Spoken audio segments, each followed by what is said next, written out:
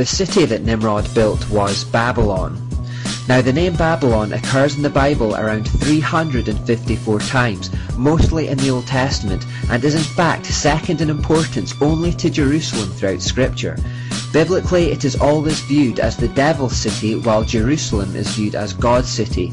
They are regularly contrasted with one another and seen in opposition to one another, so we need to understand more about it. By all accounts, Nimrod's Babylon was the first great city of the world, which in turn was the capital of the first great empire of the world. In fact, we have reason to believe that Babylon was the greatest empire of all time. The Babylonian Empire had two eras of prominence, but they both come in times covered by the Old Testament.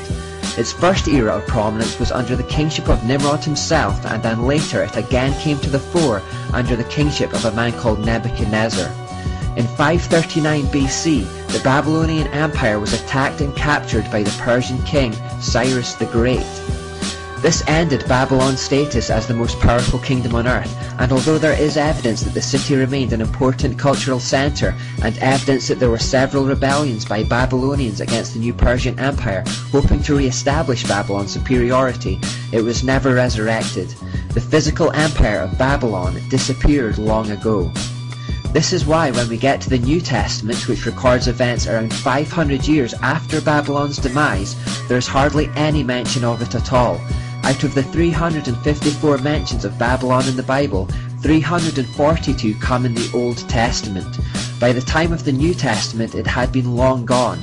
Indeed, on the few occasions when it is mentioned, it is often just in reference to Old Testament events, except for one notable occasion where Peter uses it as a code word for Rome.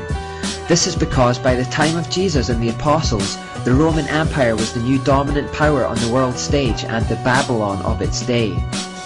The curious part of the whole thing, however, comes in Revelation, which prophesies the events that will occur at the end of time. God reveals the future to the writer, John, through a series of visions, and in Revelation 14, 16, 17 and 18 we find frequent references to Babylon. Given that Babylon had been long gone even by the time Revelation was written, it's intriguing to find God referring to it in the future tense.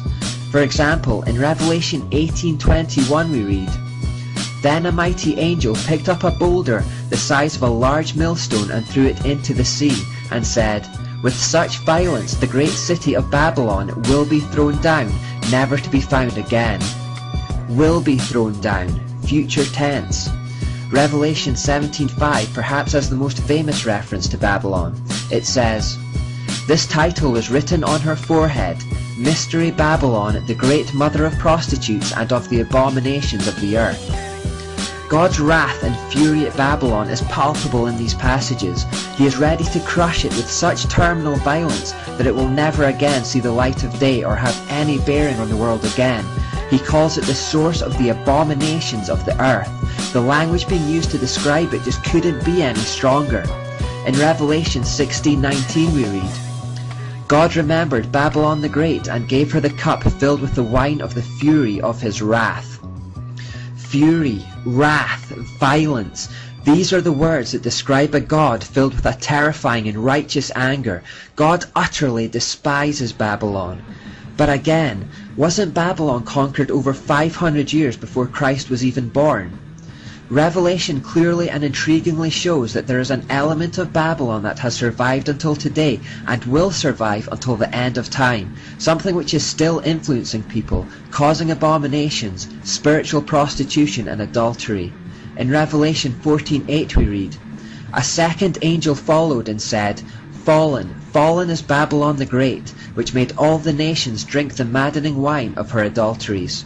In Revelation 18:2 we read, "With a mighty voice he shouted, 'Fallen, fallen is Babylon the Great. She has become a home for demons and a haunt for every evil spirit, a haunt for every unclean and detestable bird.'"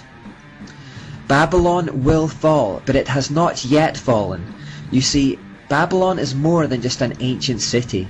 As the Bible so clearly outlines, it is the source or fountainhead of evil that began thousands of years ago and is flowing throughout the history of mankind, affecting us even today in ways we don't realize. It represents a satanic system of rebellion against God's plan of salvation that has never ceased to exist in one form or another. The practices, symbolism and perverted thought processes that originated there are still with us today. It has adopted various guises over time, but the common threads are there to be uncovered.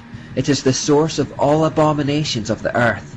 This study is largely about following those threads from Genesis to Revelation and covering everything in between, so that people might learn to recognize them, avoid deception, and be stirred into action against their spiritual enemy.